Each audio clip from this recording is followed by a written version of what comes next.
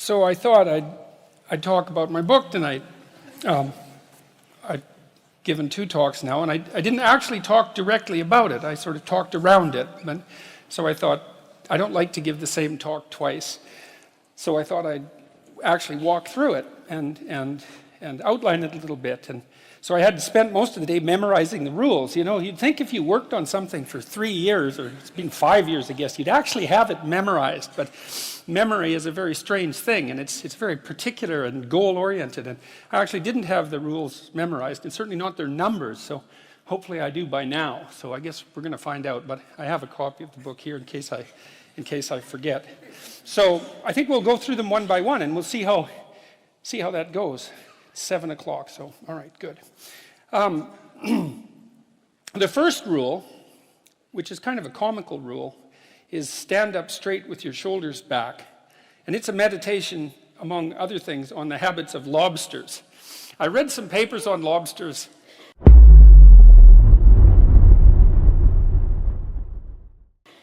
Must be 10 years ago, I guess, and they just absolutely blew me away. And one of the things I've really loved about being a psychologist, and there's many things, but I've really loved psychoanalytic theory and the great clinicians, the behaviorists as well. I mean, Freud, Jung, Adler, Carl Rogers, Abraham Maslow, the behaviorists like Skinner and the cognitive behaviorists. I mean, I've learned a tremendous amount from reading the clinicians. And so if any of you are interested in psychology, I would really recommend reading the great clinicians, because you learn so much about life. It's crazy by reading them. So that's been fun. But then on the entirely other end of the spectrum, where I've learned most about psychology, is from the really low, what would you call them, the really science-oriented animal behaviorists. That's where they turned into the neuroscientists, right? They were the animal behaviorists first of all, and then they turned into the neuroscientists. And I've learned a tremendous amount from them. They're such clear thinkers. The best of the bunch, I think, there's 2 of them. One named Jeffrey Gray, who wrote a book called The Neuropsychology of Anxiety, which is just a deadly book. It's impossible to read. It takes like 6 months to read it, because I think he read like 1,800 papers to write it or something like that. And he actually read them. That's the cool thing. And he understood them, which is really something. And then there's another guy named Jaak Panksepp, who wrote a book called Affective Neuroscience, which outlines his studies, for example, of rats. He was the guy who learned that rats laugh if you tickle them with the end of a pencil eraser, but they laugh ultrasonically like bats. So you have to slow down the ultrasonic vocalization before you can hear them giggle. And you'd think, why the hell would you spend your time tickling rats with a pencil and making them laugh? But see, what he demonstrated there was that there was a play circuit in mammals, that there's a psychobiological basis for rough and tumble play, for example. It's a bloody big deal, you know, discovering a whole new circuit in the brain. That's like discovering a continent. It's Nobel Prize winning stuff. And Panksepp's Affective Neuroscience, I would highly recommend that. So there's this other book I know about too, which is 12 Rules for Life, which you could also look into if you want. Anyways, I was reading these articles on lobsters, and I came across this finding that lobsters govern their postural flexion with serotonin. And I thought, God, that's so interesting. It's so flexion is to stand up straight. Eh? I thought, wow, that's so interesting, because, you know, depressed people crouch over. I wonder if there's any link between those 2 things. And then I went and read a whole pile of papers on lobster and lobster neurochemistry. Lobster neurochemistry is actually quite well understood, because they have a fairly simple nervous system, right? And so if you want to understand a complex nervous system, it's a good idea to understand a simple one first and then sort of elaborate upwards. And it turns out that serotonin governs status, emotional regulation, and posture in lobsters, just like it does in human beings. And so that just blew me away. And so one thing that chapter 1 is about is the fact that if a lobster is defeated in a dominance battle, you can give it essentially antidepressants, and it will fight again. And that just blew me away. You know, it's so remarkable, because one of the things it tells you is that, so if you're imagine that you could be lobster top dog or bottom dog. Imagine there's 10 strata in the lobster hierarchy. So you could be number 1, right, top lobster, number 10, bottom lobster. If you're bottom lobster, you have low serotonin levels and high octopamine levels. That's a neurochemical that human beings don't produce. And if you're a top lobster, you have high serotonin levels and low octopamine levels. And you can move a lobster in its dominance hierarchy by moderating its levels of serotonin. And I thought that's so interesting, because what it means is that the counter that keeps track of our status, and we have a counter in a sense in our minds that keeps track of our status, is 1/3 of a billion years old. And what that also means is that the idea of the hierarchy, let's call it a dominance hierarchy, because within lobsters it's kind of like a physical prowess hierarchy, something like that. The idea of the hierarchy is at least 350 million years old. And so I read that and I think, well, so much for the idea that human hierarchies are a sociocultural construct. It's like, no, that's wrong. It's not just a little bit wrong, it's unbelievably wrong. It's mind-bogglingly wrong, right? And it's, right, and so hierarchies have been around for 1/3 of a billion years, and we have a neurochemical system that modulates our understanding of those hierarchies. And then also, and this is the interesting thing too, and this is why people's reputations are so important to them, there's lots of reasons, but this is one of them, is that where this counter that you share with lobsters rates you in terms of your hierarchical position determines the ratio of negative emotion to positive emotion that you feel.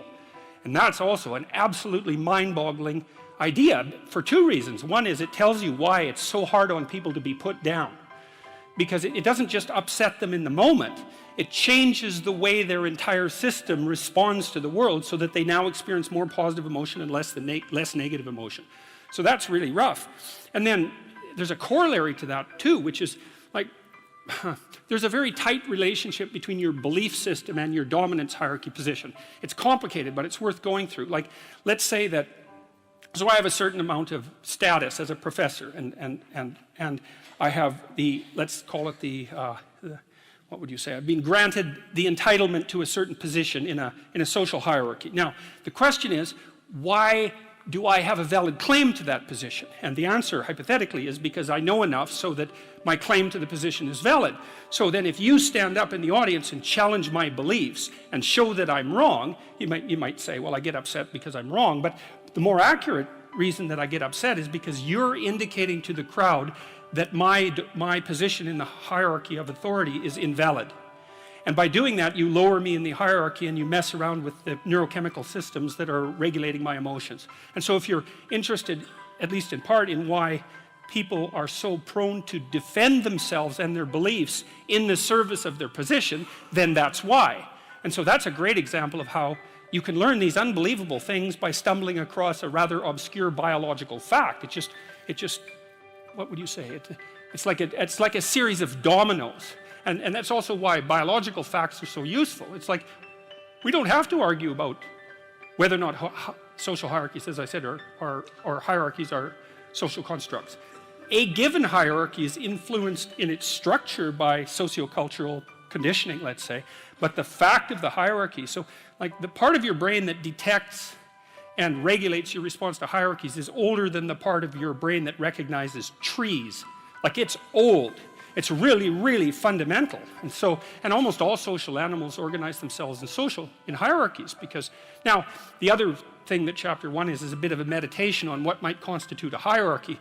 One of my business colleagues, a former student of mine from Harvard, very, very smart guy. He's got a graduate degree in engineering from MIT and a PhD in psychology from Harvard. So there's like one of him in the whole world. And he's a very smart guy.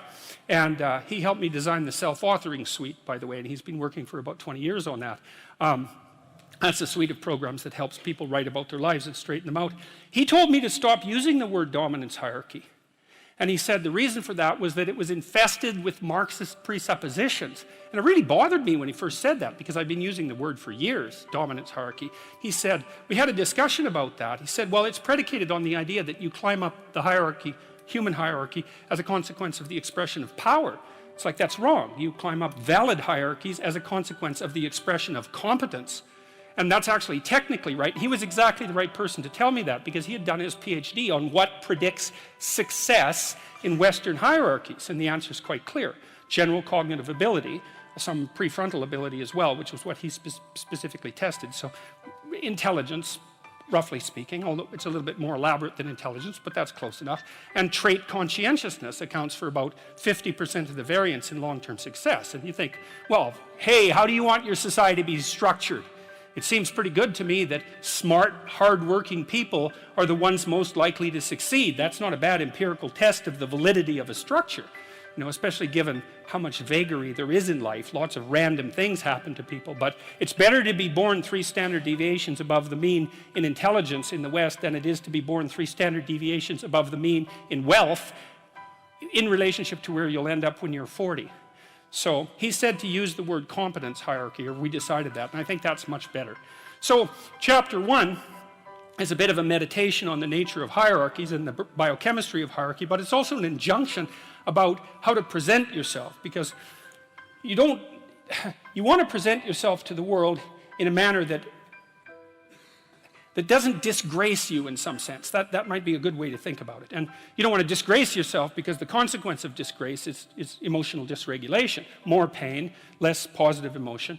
And so the best way to present yourself is to stand up forthrightly and to stretch out, you know, and to occupy some space, and you make yourself sort of vulnerable by doing that, because you open up the front of your body, right? But it's a sign of confidence, and that way people are most likely to give you the benefit of the doubt. And that's a good way to start regulating your mood. But not only does it directly regulate your mood to stand up, because it's so tightly associated, like postural flexion is associated with serotonin and emotional regulation, but also because if you straighten up and you present yourself in that manner, then other people are more likely to take you seriously. And that means they'll start treating you as if you're a number 1 lobster instead of a number 10 lobster. And that's another way that you can at least give yourself the bloody benefit of the doubt, right? And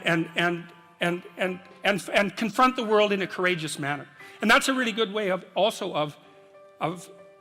figuring out how to establish yourself in multiple competence hierarchies, because one of the general rules of thumb about how to be successful is to confront things that frighten you forthrightly and with courage. And that's kind of a universal strategy for success.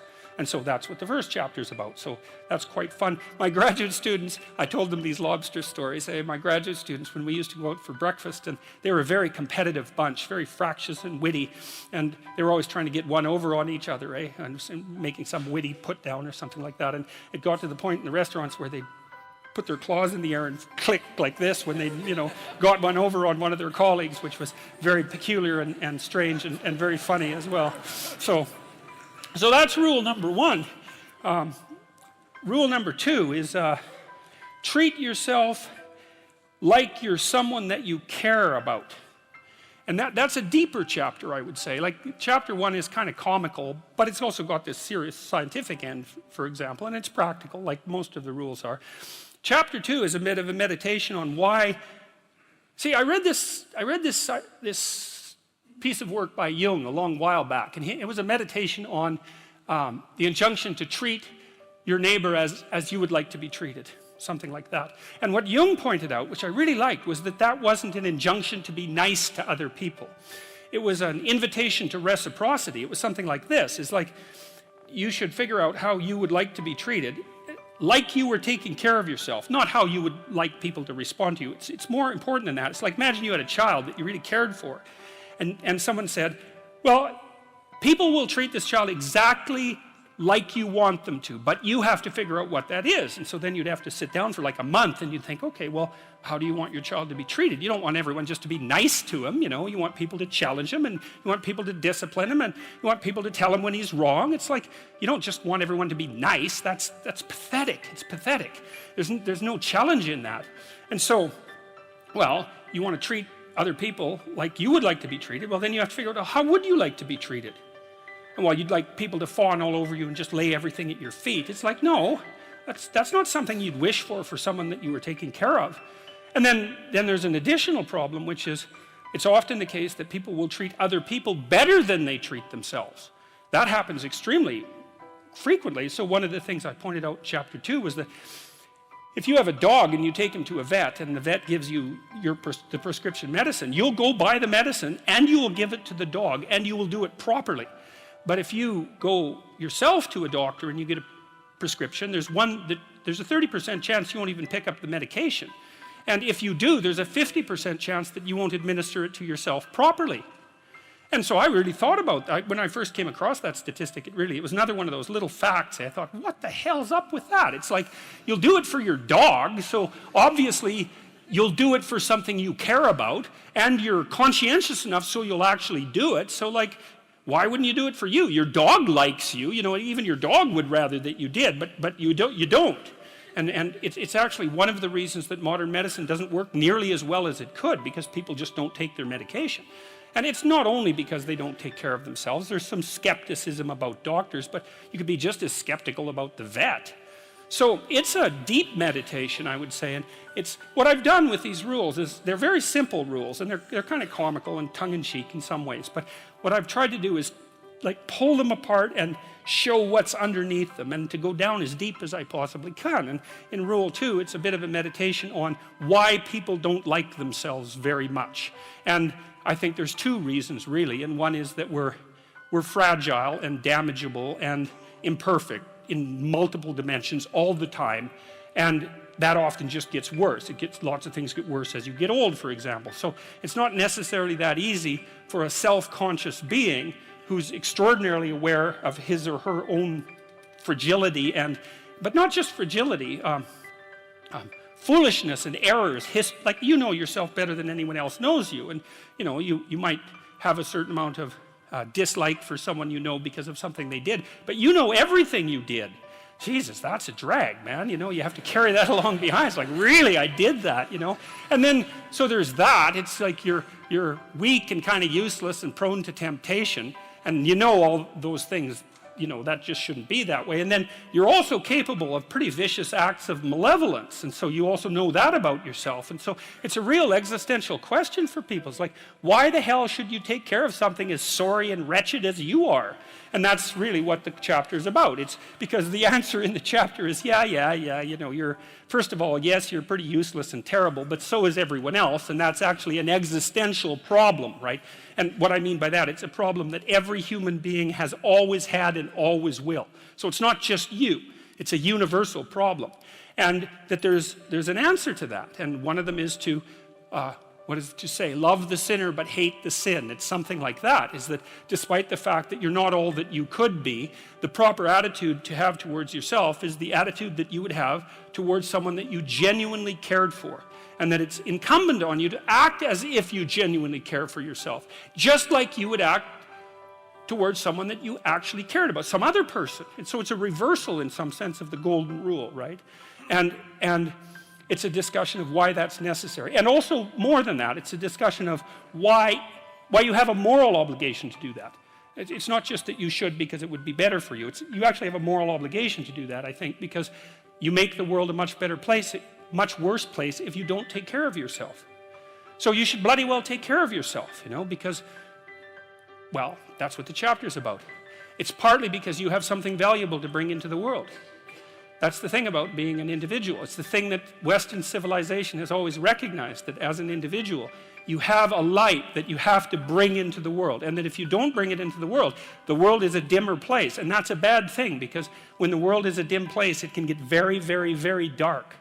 And so it's necessary, not just so that you feel better, not just so that you're a #1 lobster, none of those things.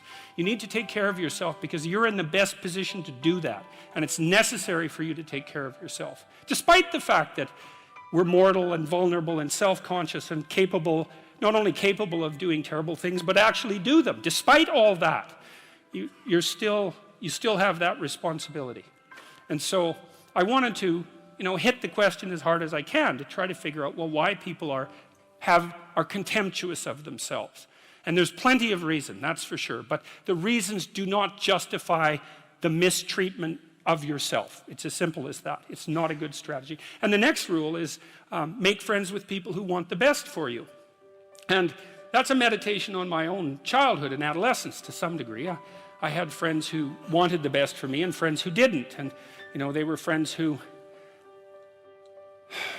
Some of them were aiming up and some of them were aiming down. And if you have a friend that's aiming down and you do something that's aiming up, then they're generally not that happy about it. You know, they try to top your accomplishment with one of their own, hypothetical or real, or put down what you're doing, or offer you a cigarette if you're trying to quit and you've kind of done that successfully, or a drink if you've been drinking too much and are trying to stop being an alcoholic, you know, or yeah, they're cynical and bitter and devoted towards no good. And sometimes that's family members too, and sometimes it's even part of you, you know.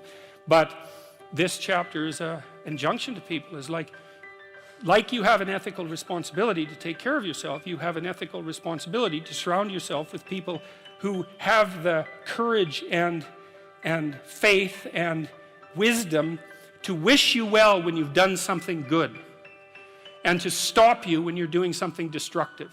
And if your friends aren't like that, then they're not your friends. And maintaining your friendships with them might not even be in their interest. And so it's a tricky argument to make, because I'm not saying, you know, whenever anyone's in trouble, you should, you know, push them into a ditch and then give them a couple of kicks. That's not the idea. The idea is that, but I had a couple of rules I didn't write about. One was be careful about whom you share good news with, and another was be careful about whom you share bad news with. And those rules ring in people's minds quite quickly. A friend is someone you can share good news with, you know. You go to them and you say, hey, look, this good thing happened to me, and they say, look, I'm so happy that happened to you, like, way to be. And they don't think, God damn it, why didn't that happen to me? And like, you know, you didn't deserve it, and here's a bunch of reasons you're stupid and why it won't work. It's like, that's not helpful. And so I would say, like, if people are, you know what, the other thing people are doing, if they're trying to drag you down, let's say, is they're trying to see if you'll put up with it.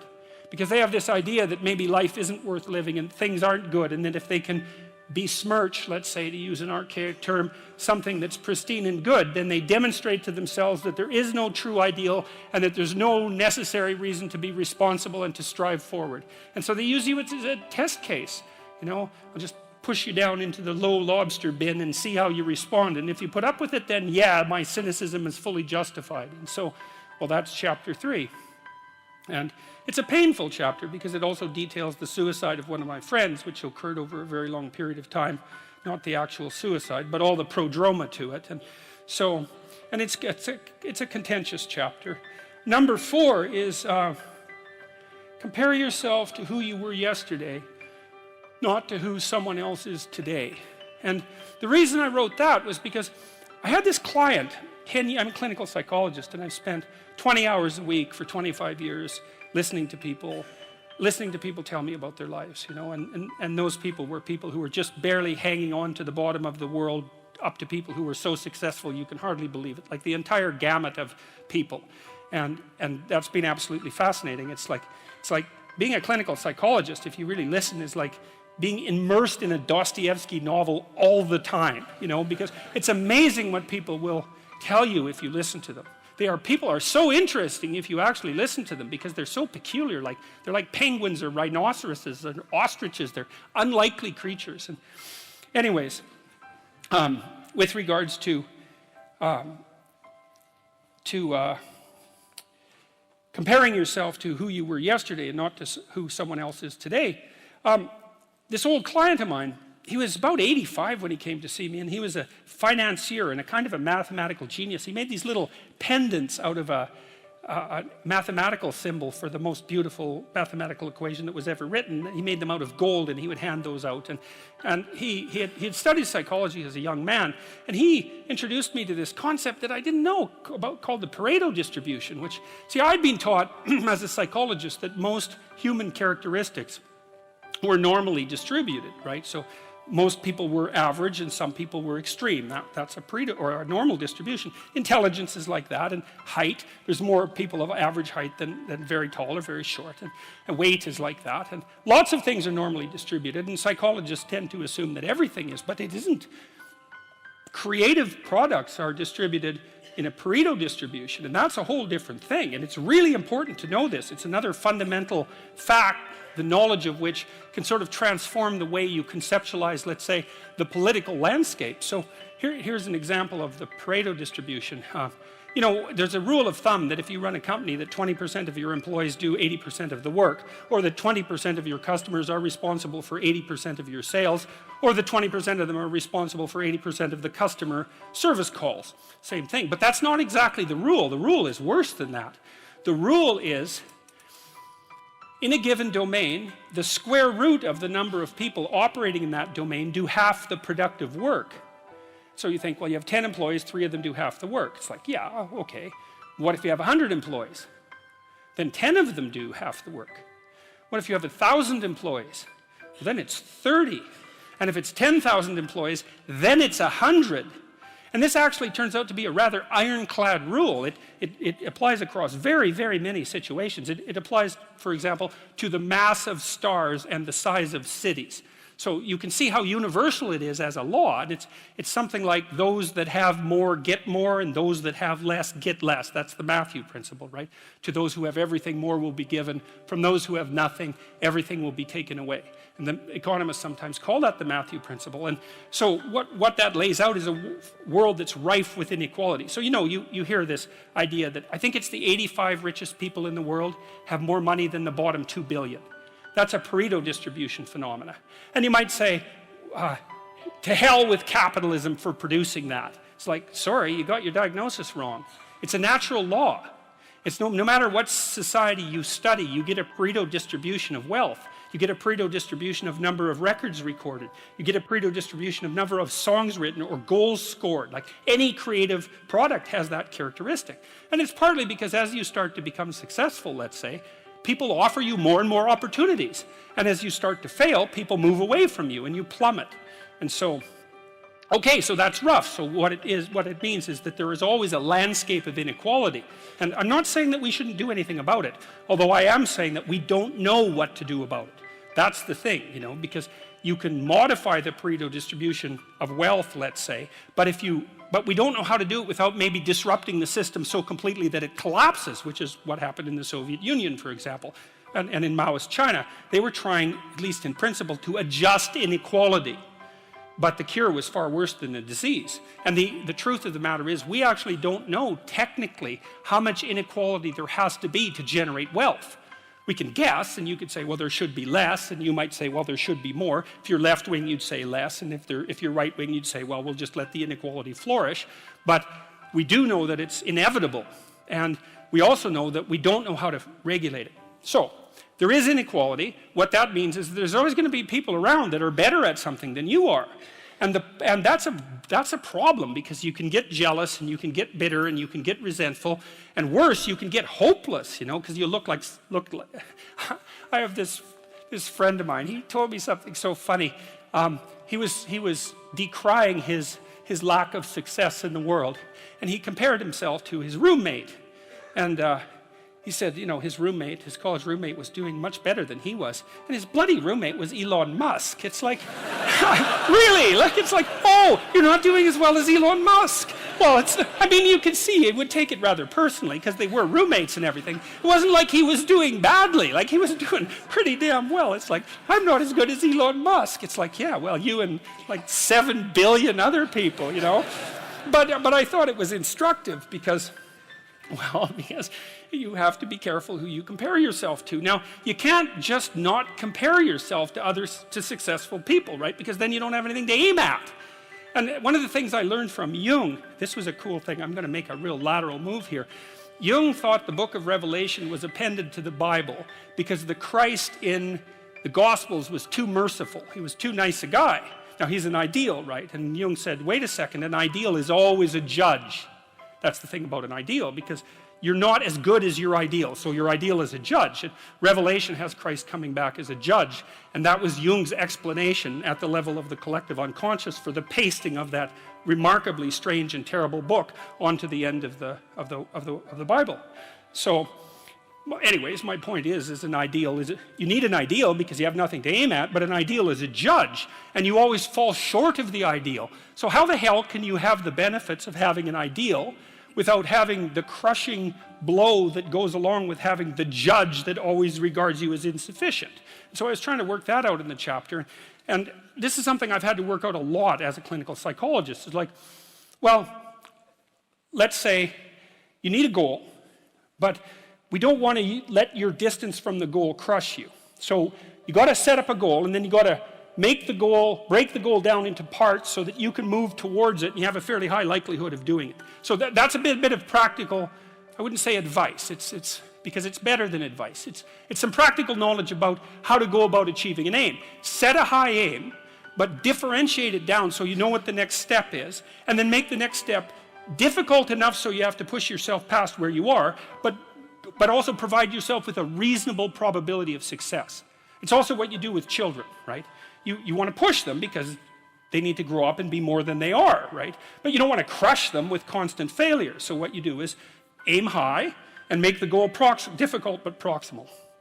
So anyways, so that's one way of looking at it. But then the next thing is, I've had clients, many clients in their 30s, who are trying to, this is more true with women, I would say.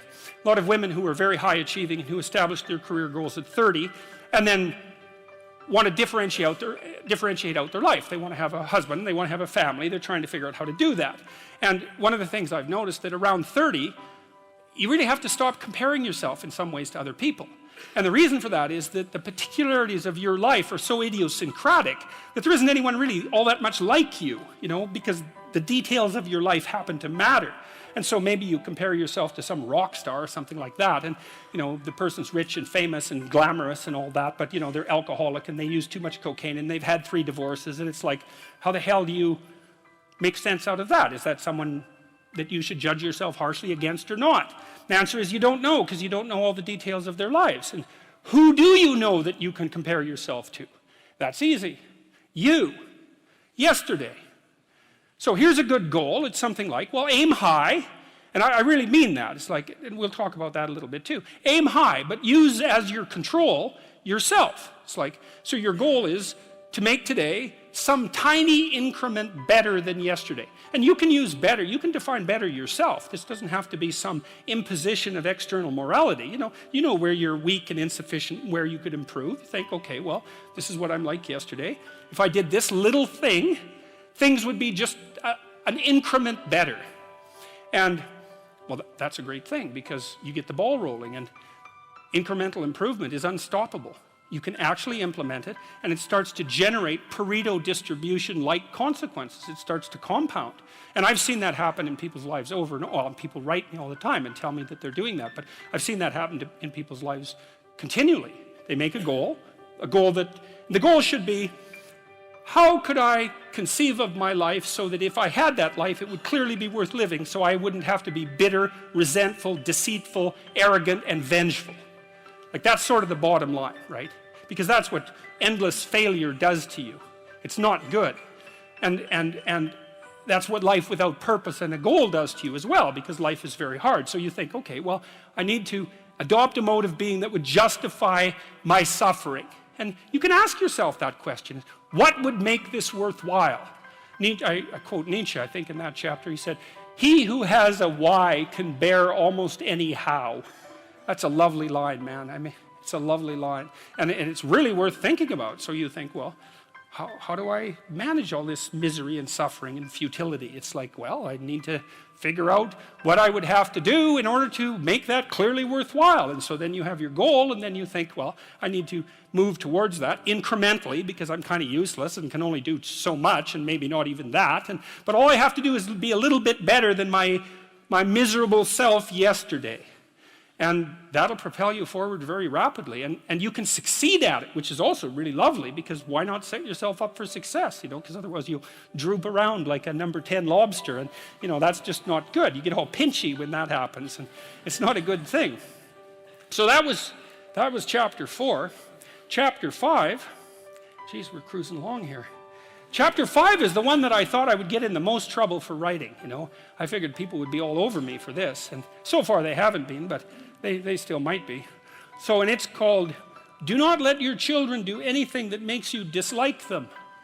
And I thought that would be contentious, first of all, because people would think, well, I never dislike my children. It's like, really? Really? Really? You're going to really tell me that? God!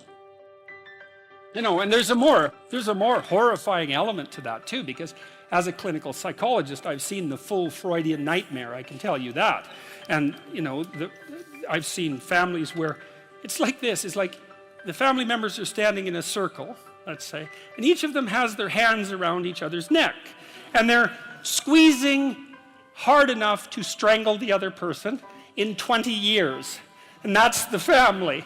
It's like, and you know, if you haven't met a family like that, or, well, then you're not paying attention. And there's some reasonable possibility that you're actually in a family like that. So the idea that parents can't dislike their children is like, God, how naive can you get? It's just, that's just, if you think that, man, I don't even know where you'd start to straighten yourself out. I could never dislike my children. It's like, yeah, well, those are the people who produce the most monstrous children, too, I can tell you that.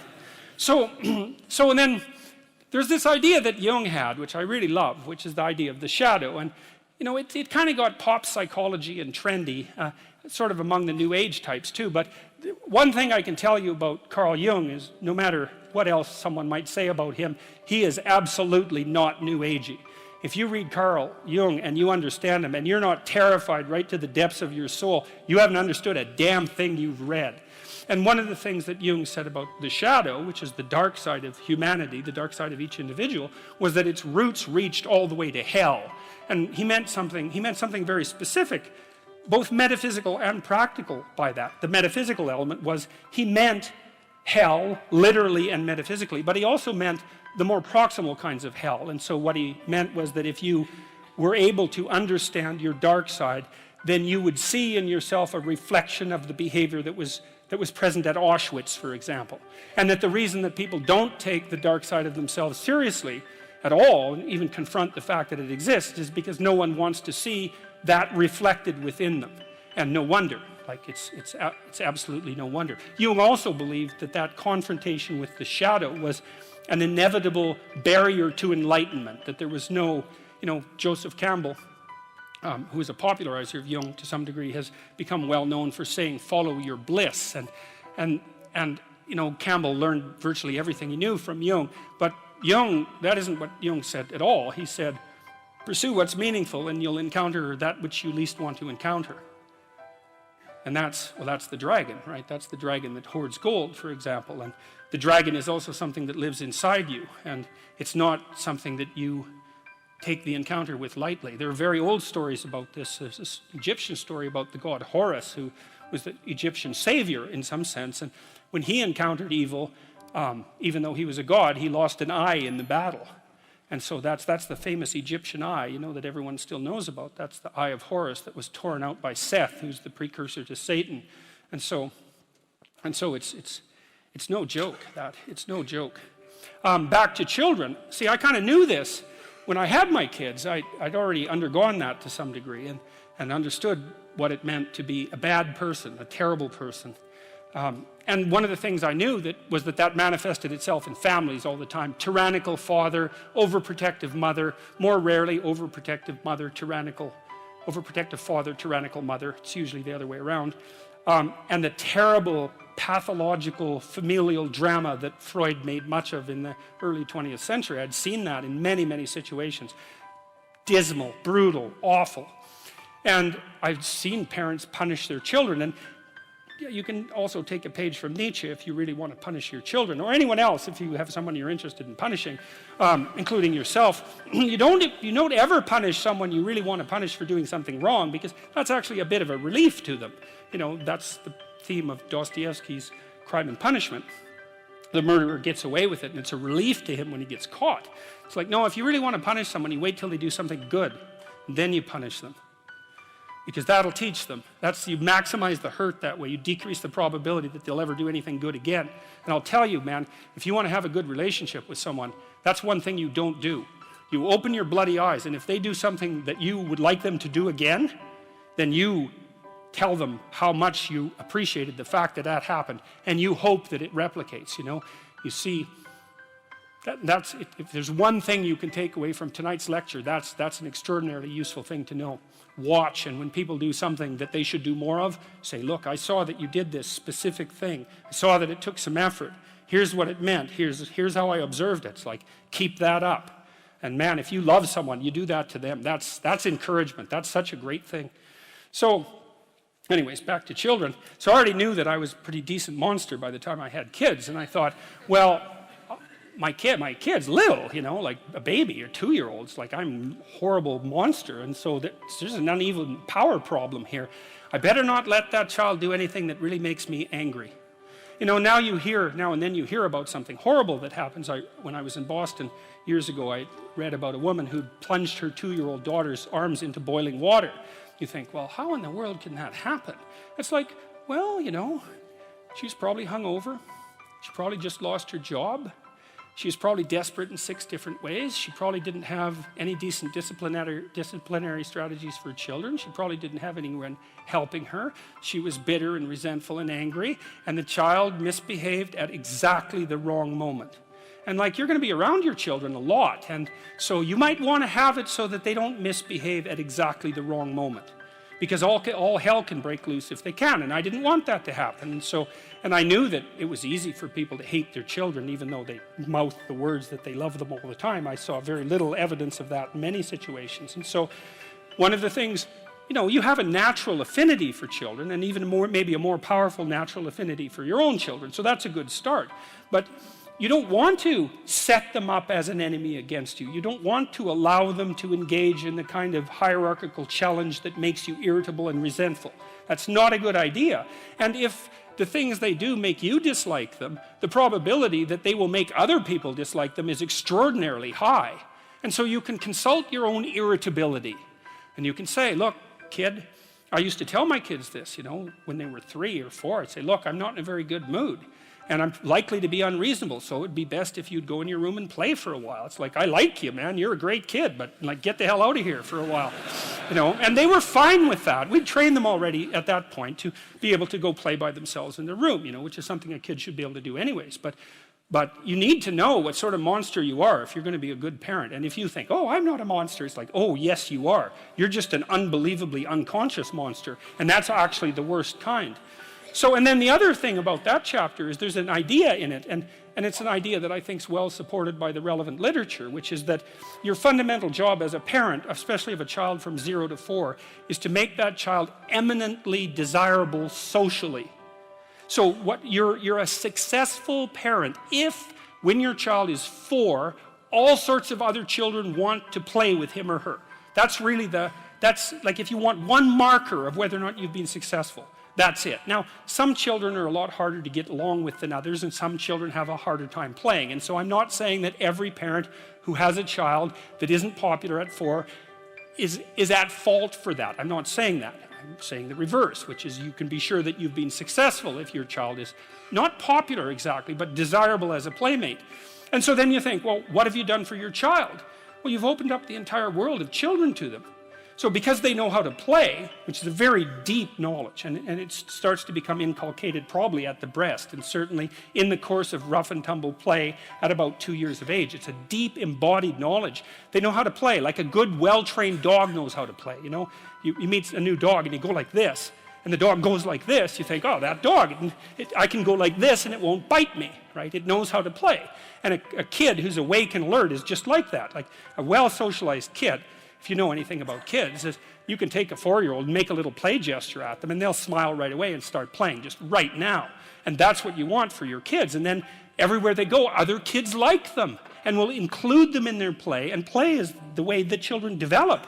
And so if other children include them in their play, then the children develop. And the poor kids that don't get befriended at the age of 4, the literature on this is crystal clear. If your child is an outcast at the age of 4, the probability that anything can be done about that is almost 0, no matter what you do. And I hate to be so blunt about that, but I know the literature, and that's what the literature suggests. And then the other thing is, if you don't allow your children to engage in dislikable behavior, then adults will like them, because adults actually like kids. You know, one of the things I loved about having little kids in Montreal, I lived in a poor area in Montreal. There's a lot of rough guys around there, and we used to roll our daughter around in a stroller, and these rough guys, you know, like, God only knows what they were up to. They were rough-looking guys. You know, we'd roll our daughter by them, and they'd like smile, and they'd crouch down and make little goo faces, and you know, they were I tell you, one of the great things about having little kids is they bring out the best in other people. You see a whole side of humanity, even among the darker parts of humanity. You see a whole side of them that you wouldn't normally see, and it's lovely. And the thing is, if you're good to your kid in the real way, you can help them maintain that tremendous attractiveness that they have as young children, and to respond to adults properly, like a puppy that wags its tail instead of growls and, you know, goes for your ankle. And then wherever they go, adults welcome them and teach them things and pat them on the head and smile at them genuinely, instead of saying, oh my God, here comes that couple with that goddamn brat again.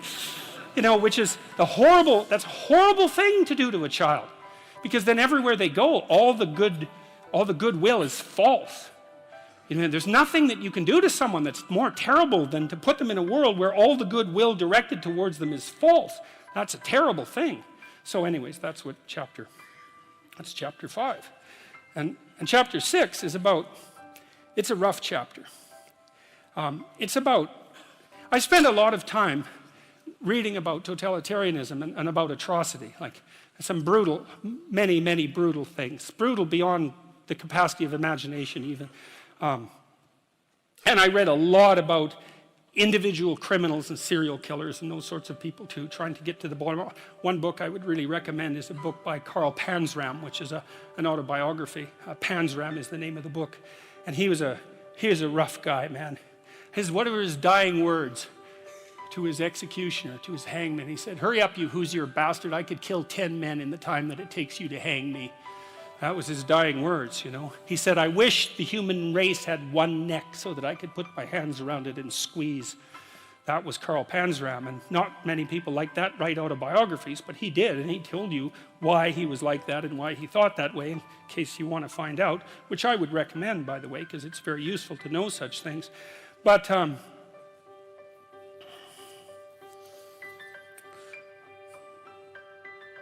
I have to remember why I told you that Panzram story.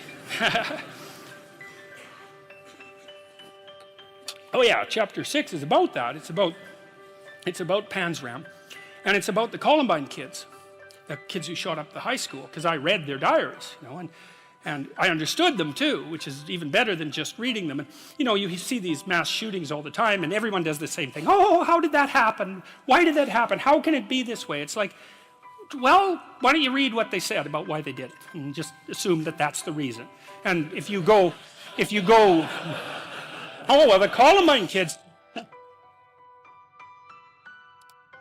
oh yeah, it was like, oh, they must have been bullied. Oh yes, because, you know, the natural response of anyone who's been bullied is to go arm yourself to the teeth to plot the destruction of the entire city. I think it was of Detroit, to line your entire high school avenue with bombs, and then to go and shoot your classmates. That's what happens when you're bullied. It's like, no, that's not what happens when you're bullied. That's a stupid explanation. It's shallow beyond belief. And it really emerges only because people don't want to contend with the real issue.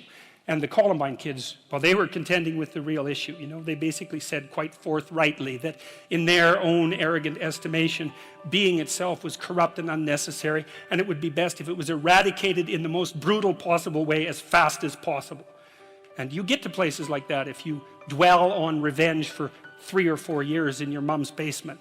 You know, you can go to very dark places, and so that's what chapter 6 is about. And, you know, Panzram, who was very brutally treated when he was a kid, and the Columbine guys who, you know, had their ups and downs, but nothing compared to Karl Panzram, say, were judges of being and decided that it was flawed and that they were the ones to set it right. And so it's a rough chapter, but it's more than that. It's a meditation on resentment, because resentment is a key human motivation, and I would say it's a great teacher.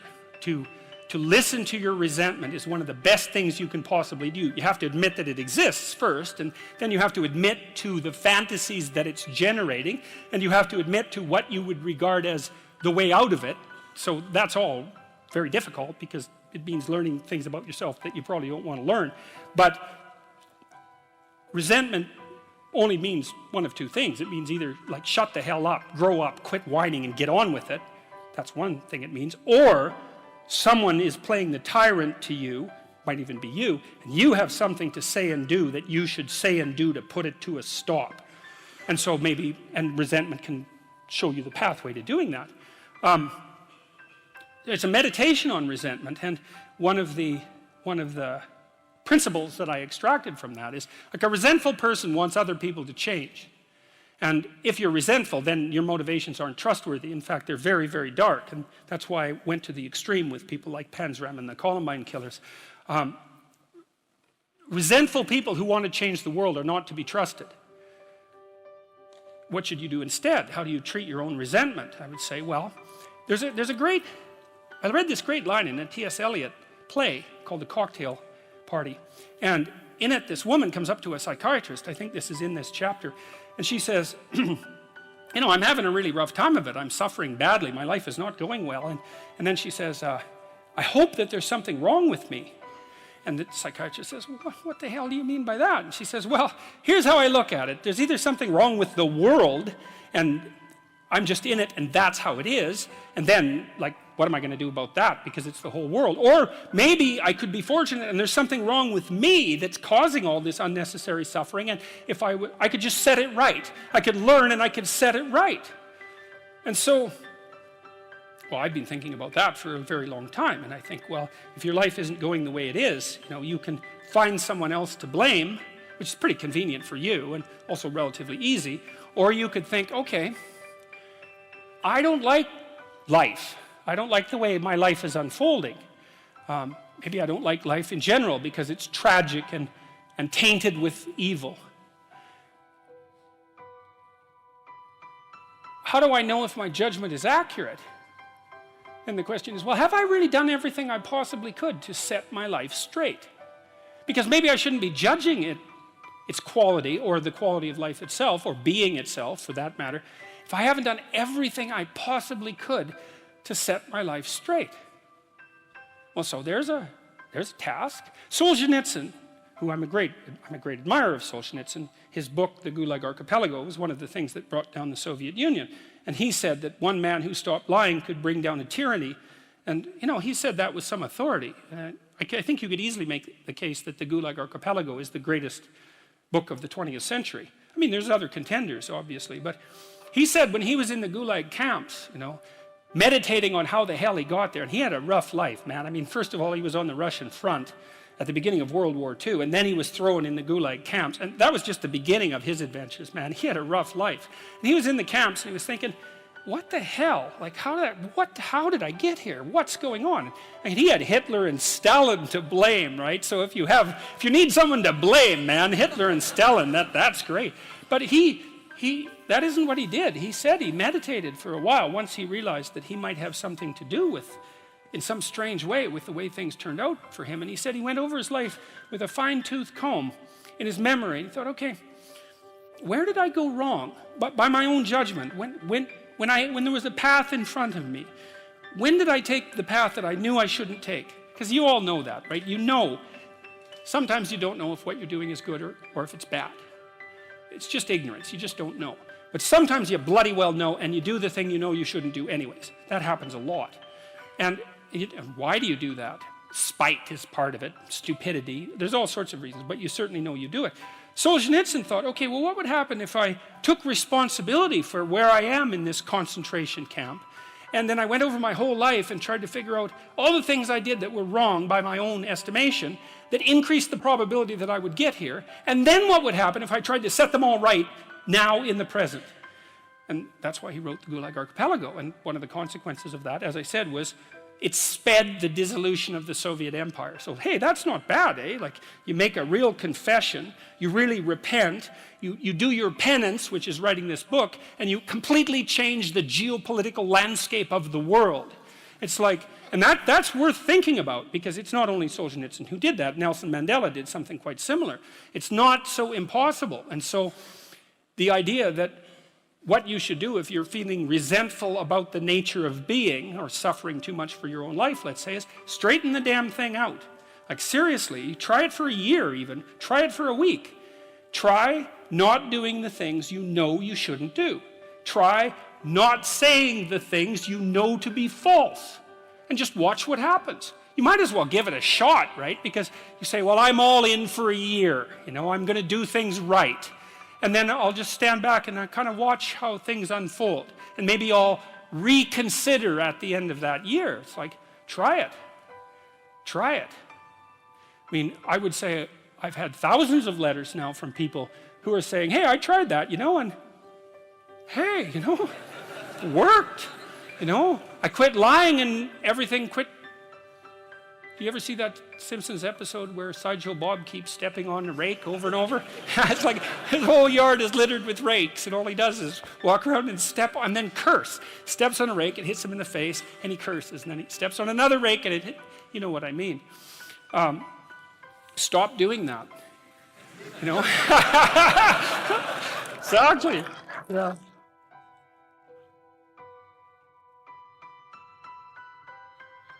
I don't know if we'll get through all 12 rules. I guess you'll have to read the damn book. Anyways, Rule 7. Rule 7 just about killed me. Like, I've had a lot of bad health in the last year, and having to rewrite Rule 7 coincided with one of those periods that lasted about a month, and it was the hardest chapter by far, and it went down the deepest by far, and it was really hard to get right. It's called Do What Is Meaningful, Not What Is Expedient. And I'll just tell you a little bit about the chapter, because I figured something out in it that, and then explained it, something that took me decades to figure out. So there's this idea, it's a very deep Christian idea, that the Messiah is the person who takes the world's sins upon himself, right? That's a characteristic of Christ, right? It's something, the idea is something like Christ died for your sins. It's like, what the hell does that mean exactly? And partly what it means, and I would say a slightly corrupted form of Christianity, is that you just have to believe that happened and you're redeemed. It's like, well, we'll leave that aside for a second. But there's an idea there, a psychological idea. And you know that because the idea doesn't go away. It's lasted for thousands of years. It's like, well, so the idea signifies something. It has a psychological reality independent of its metaphysical reality, whatever that might be. And so I thought about that for a long time. It's like, what in the world does that possibly mean? And then I realized, and Jung knew this, Carl Jung knew this, that it was associated with this idea of the shadow. I had this client once who, her parents, man, they were pieces of work. Her parents taught her, I swear to you that this is the truth, her parents taught her that adults were angels, literally. And when I saw her, she was about 30, and she had a lot of strange symptoms of sorts I'd never seen, psychosomatic symptoms. She had kind of like quasi-epileptic seizures at night, but she stayed conscious during them. It was very difficult to understand it, and I won't walk through it. But her parents told her that adults were angels, and she was like 28, and she had a university degree, and I said, well, didn't you ever wonder about that? I said, didn't you read any history? And she said, yeah, I'd read something about the terrible things that people did to each other, and I would just compartmentalize it. And that was actually the key that I used to unlock what was wrong with her, which was eventually fixed. And I won't go into that.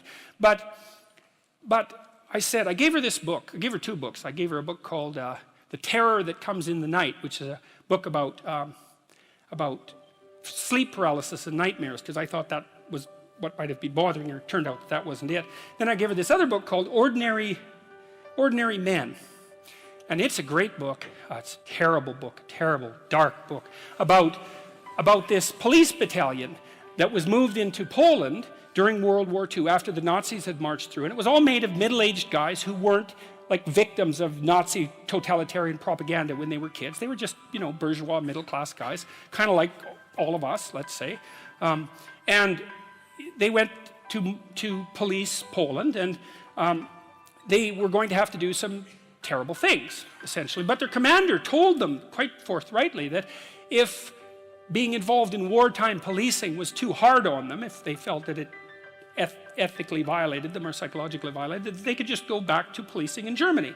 And very few of them did, partly because they didn't want to abandon their comrades, let's say. They didn't want them to have to do the dirty work, And they were normal policemen. They ended up the sorts of people who could take naked pregnant women out into the middle of the field and shoot them in the back of the head. That's the culmination of their training. It's very interesting to read about their training because they were absolutely sickened by what they learned to do, like physically sickened, vomiting, shaking, traumatized, but they didn't stop. And if you want to know why, then you can read the book. And I said, look, read this book, but don't bloody well compartmentalize it. Enough of that. It's like, read it like you're one of the damn policemen, which is how you should read history, right? You read about Nazi Germany and you think, well, I'm Oskar Schindler. I'd save the Jews. It's like, no, you wouldn't. Right, you wouldn't, because people didn't. And the probability is very high that you wouldn't. And all you have to do is think it through. You know, Anne Frank, it's like, you're really going to put your family at risk to hide a group of another family in your attic for like multiple years while there's Nazis parading the street, and where if you get exposed you all die. You're going to do that, are you? It's like very unlikely. And no wonder, it's not surprising that it's unlikely, but you don't want to be inflating yourself with with fictional heroism without actually knowing the facts on the ground. So I told her to read it and to understand that the policemen were her. And that's the thing to understand. Well, the idea that the Savior is the person who takes the world's sins upon himself is exactly that. It's exactly the same idea. It's like, the way that there stops being Nazis is for you to know that the Nazis were you, and for you to decide not to do that again. But you have to know. You see, this is the thing that people won't do. You have to understand that you could not only do what the Nazi camp guards did in Auschwitz, but that you could actually enjoy it. And then you have to decide that you're not going to do that anymore. And that's not an easy thing to figure out. Well, and that's what that chapter's about. So that's a rough chapter, man. That's a rough chapter. And that's only a bit of what it's about. You know, there's a lot in there. And that's, anyways, that's what that's about. Chapter 10, chapter 9. Let's see, I better look. I'm getting a little tired here. Oh yes, chapter 9 is assume that the person you are listening to might know something you don't. This is a chapter about conversation and about the different forms conversation takes. And it's a chapter about humility. And it's a chapter about listening. And the humility element is, it took me a long time to understand why there's religious injunctions supporting humility. To even understand what the word really meant in that sort of technical sense. And it means something like this. It means what you don't know is more important than what you know. And that's a lovely thing to, then what you don't know can start to be your friend, you see. People are very defensive about what they know, and for the reasons we've already discussed. But the thing is, you don't know enough. And you can tell you don't know enough because your life is not what it could be, and neither is the life of the people around you. You just don't know enough. And so, what that means is that every time you encounter some evidence that you're ignorant, someone points it out, you should be happy about that, because you think, oh, you just told me how I'm wrong. It's like, great. Like maybe I had to sift through a lot of nonsense to get through the real message that you're telling me. But if you could actually tell me some way that I'm wrong, and then maybe give me a hint about how to not be wrong like that, well, then I wouldn't have to be wrong like that anymore. That would be a good thing. And you can embark on that adventure by listening to people. And if you listen to people, they'll tell you amazing things if you listen to them. And many of those things are little tools that you can put in your toolkit, like Batman, and then you can go out into the world and use those tools, and you don't have to fall blindly into a pit quite as often. And so the humility element is, well, do you want to be right, or do you want to be learning? And it's deeper than that. It's, do you want to be the tyrannical king who's already got everything figured out? Or do you want to be the continually transforming hero, or fool for that matter, who's getting better all the time? And that's actually a choice, you know.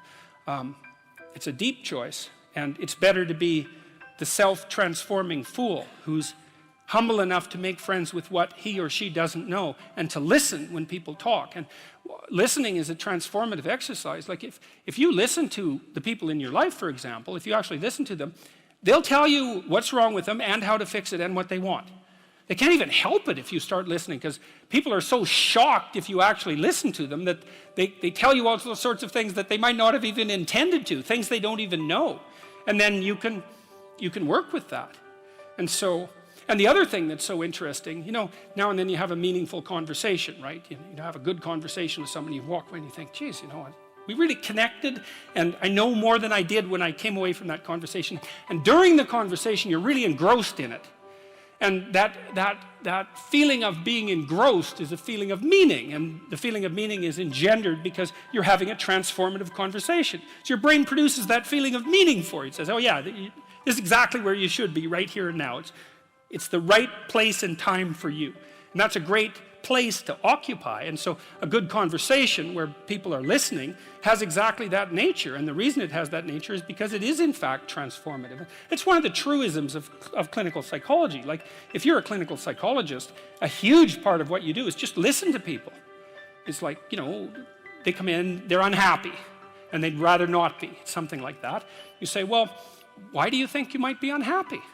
And they don't know. They have some ideas, and they may have to ramble around for like a year before they figure out why they're unhappy. They get rid of a bunch of reasons why they thought they were unhappy that are untrue, and then you kind of get to the heart of the problem. And then you might ask them, well, if you could have what you wanted so that your life would be okay, what would that look like? Then they have to ramble around a bunch about that because they don't really know. But the listening will straighten them out because people think by talking. And in order to think, you have to have someone to listen, because it's very hard to think. Hardly anyone can think. And even the people who can think can only think about a limited number of things. But almost everybody can talk. And you can listen to yourself talk, and if someone listens to you, then you also have a foil for your thoughts, right? Because you can watch the person when you're talking and see if you're boring or see if you're amusing or if you're engrossing, all of those things. And so listening, that's a very good thing. I outline a Carl Rogers dictum. He was a famous clinical psychologist. This is another great little tip. Rogers said, here's a trick to tell if you're listening. So let's say someone lays out their perspective for you, and then what you do is say, look, here's what I think you said. I think you said this and this and this and this and then this. Is that right? Have I got what you're saying right? And maybe the person says, God, you haven't been listening at all. And, you know, then they have to straighten you out, or maybe they say, yeah, you got it. And then the nice thing about that is that you summarize their argument for them, which can be very helpful, and for you, but also you don't get to make the person into a straw man. So like if you're arguing with your wife, let's say, or your husband, big party is going to want to win. And that's stupid, because if you win, you get to be top lobster, but they get to be bottom lobster. And if you want to live with bottom lobster, then like more power to you, but I wouldn't recommend it. Right, because you don't want that. You want to defeat your wife in an argument. Oh, well, great. Like if she was going to disappear tomorrow, no problem. But like you're going to like live with defeated, miserable her for the next week? That's no good. So you listen and you think, okay, well, here's what I think you said, and maybe you even make it a little stronger and more elaborated than was the case with the original utterance, so that you get the damn argument right. Because you don't want to win, you want to fix the problem. That's the winning. And so the summary with listening is so useful for that, because the person can say, well, yeah, that's what I meant. It's like, then you have to grapple with that. And Rogers said, well, people usually won't, because you know, if you live with someone and they tell you the truth about the situation, it usually means that there's something really stupid that you're doing. Well, them too, but there's something stupid that you're doing, that you know you're doing, that you actually have to stop. And, you know, that's difficult and unlikely, but, well, if you don't stop, then you get to have the same damn problem every day or every week for the rest of your life. So it's probably better to undergo the misery of stopping it than the misery of continuing it. But that's the injunction to listen. Rule 11 is, don't bother children when they're skateboarding. And that's a meditation on the difference between weakness and goodness. You see, one of the things that's happened in our society, and especially with regards to our attitude towards men, but also our attitude towards the masculinity in women, so it's just as toxic for women, is that we seem to have concluded that strong men are dangerous, and that's partly because we think Western culture is a tyrannical patriarchy, and the only reason you get to the top is because you misuse power. And so all the men who are at the top of the hierarchy are all misusing their power, and they're all tyrannical, and all the guys who have the aim and ambition to achieve that are just tyrants in training. And that's sort of the basic attitude that we have towards our own culture and towards young men now. And that's just, there's everything about that is pathological and inexcusable and shameful, mean, first, the claim that Western culture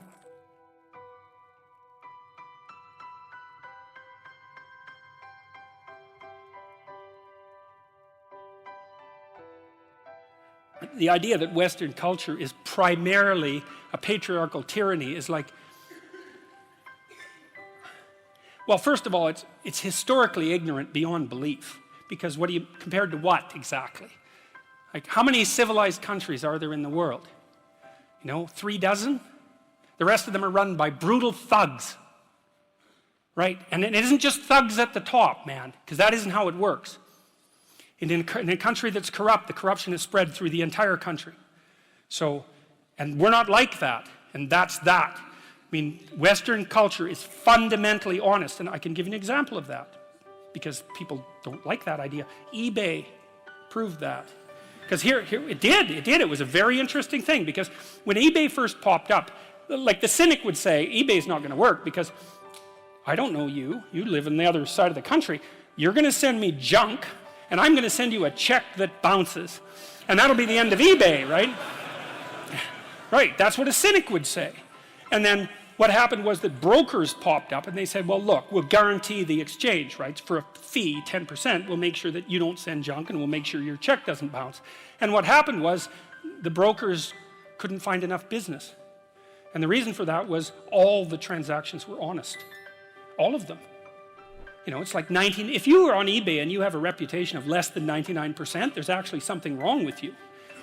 Okay, 98%, but really it's that tight. And so the default position was, you're offering this, I'll buy it, we'll make the exchange fairly. And what happened was a bunch of capital that was frozen, technically speaking, junk that people had that other people could need, got freed up, and eBay freed up a tremendous amount of money for people, and it was all a consequence of default honesty.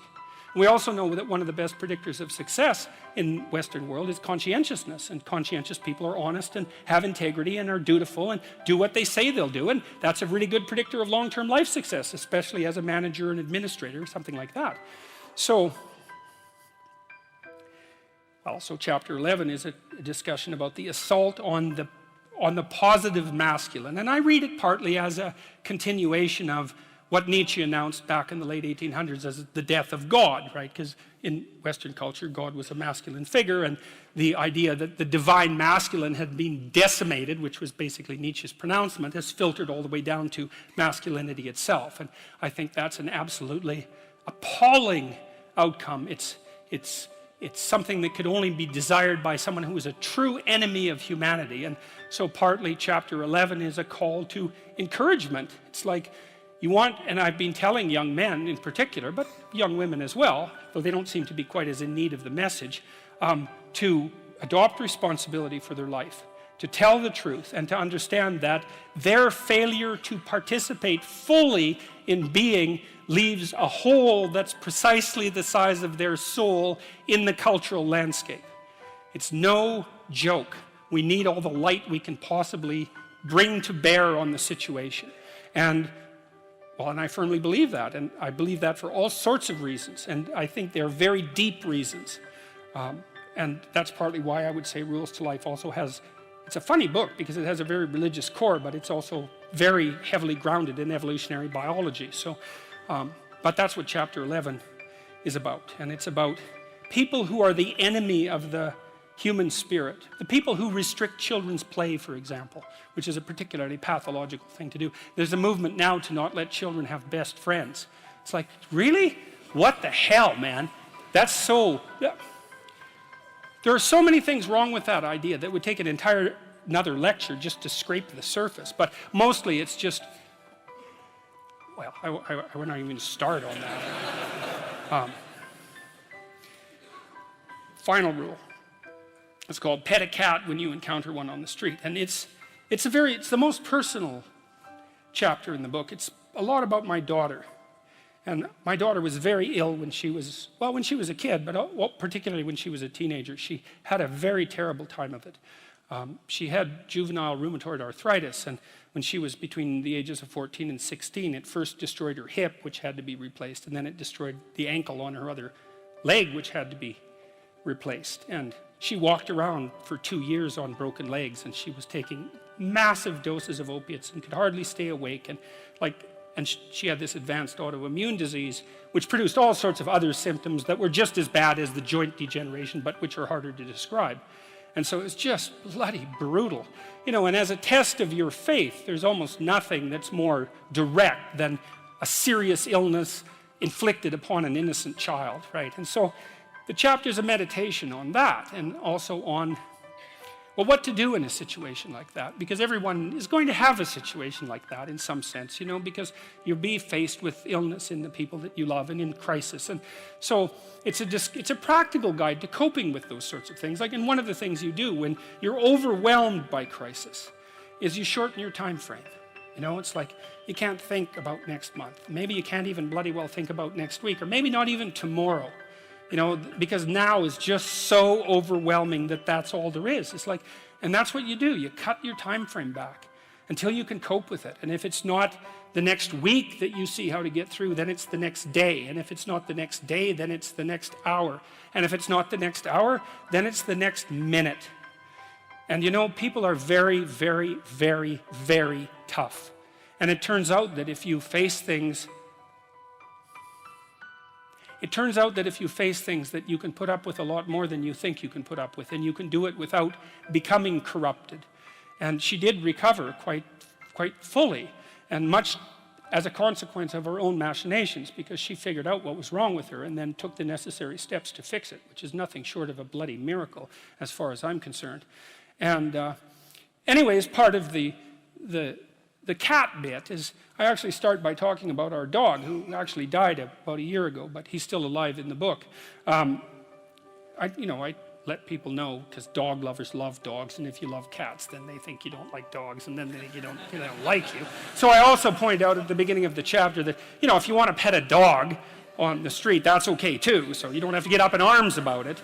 But the idea is that, you have to be alert when you're suffering. You have to be alert to the beauty in life, the unexpected beauty in life. And that's kind of what I was trying to get across with the idea of the cat. There's this cat that lives across the street from us called Ginger, and Ginger's a Siamese cat. And cats really aren't domesticated, technically speaking. They're still wild animals, but they kind of like people. God only knows why, but they do, And so Ginger will come wandering over, and our dog looks at her, but they're friends, and she rolls over on his back, and Seiko used to, nose her a bit. And then she'd kind of mosey over and let you pet her if she was feeling like it that day. And, you have to look for that little bit of sparkling crystal in the darkness when things are bad. You have to look and see where things are still beautiful and where there's still something that's sustaining. And, you narrow your time frame, and you be grateful for what you have, and that can get you through some very dark times, and maybe even successfully if you're lucky. But even if unsuccessfully, then maybe it's only tragic and not absolute hell. And you can do that, in the worst situation. You can make it only tragic and not hell. And there's a big gap between tragedy and hell. There's nothing worse at a deathbed than to see the people there fighting. The death is bad enough, but you can take that, as terrible as it is, and make it into something that's absolutely unbearable. And maybe I think, and this is sort of what I closed the book with, is this idea is that if we didn't all attempt to make terrible things even worse than they are, then maybe we could tolerate the terrible things that we have to put up with in order to exist. And maybe we could make the world into a better place, And it's what we should be doing and what we could be doing, because we don't have anything better to do. And that's what the book is about. And that's the end of 12 Rules for Life.